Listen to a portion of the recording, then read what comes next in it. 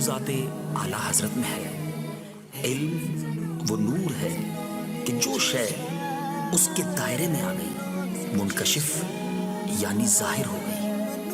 ہوا وہ منکشف جو آیا دائرہ علم میں، ہوا وہ منکشف جو آیا دائرہ علم میں، مٹے اندھیرے ظن و شک کے شاہراہ علم میں، مٹے اندھیرے ظن و شک کے شاہراہ علم میں۔ علم نور ہے، علم نور ہے، علم نور ہے، علم نور ہے۔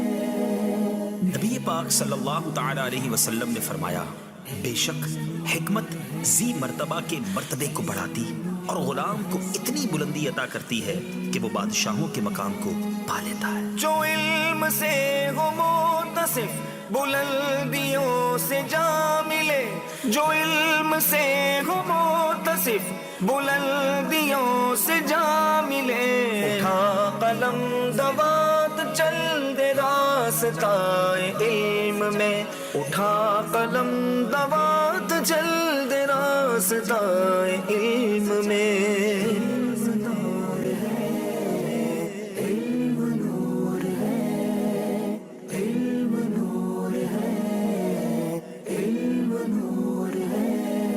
سوال کر کے چابِ علم کی کہا گیا اسے، سوال کر کے چابِ علم کی کہا گیا اسے، کہا گیا سوال کر، سوال آدھا علم ہے، کہا گیا سوال کر، سوال آدھا علم ہے۔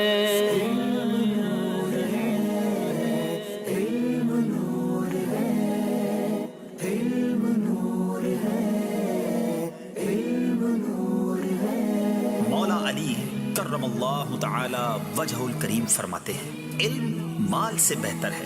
علم تیری حفاظت کرتا ہے جبکہ مال کی تجھے حفاظت کرنی پڑتی ہے۔ علم حاکم ہے اور مال محکوم۔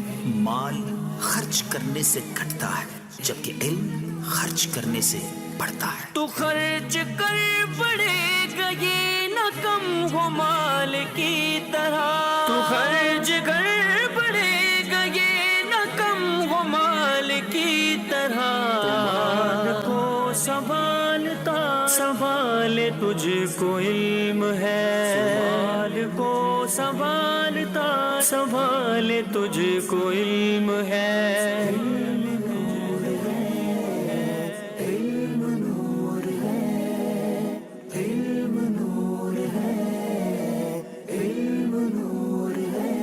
کسی دانا سے پوچھا گیا کہ کون سی چیزیں ذخیرہ کرنی چاہیے، جواب دیا، وہ چیزیں کہ جب تمہاری کشتی ڈوب جائے تو وہ تمہارے ساتھ تیرنے لگیں، یعنی علم۔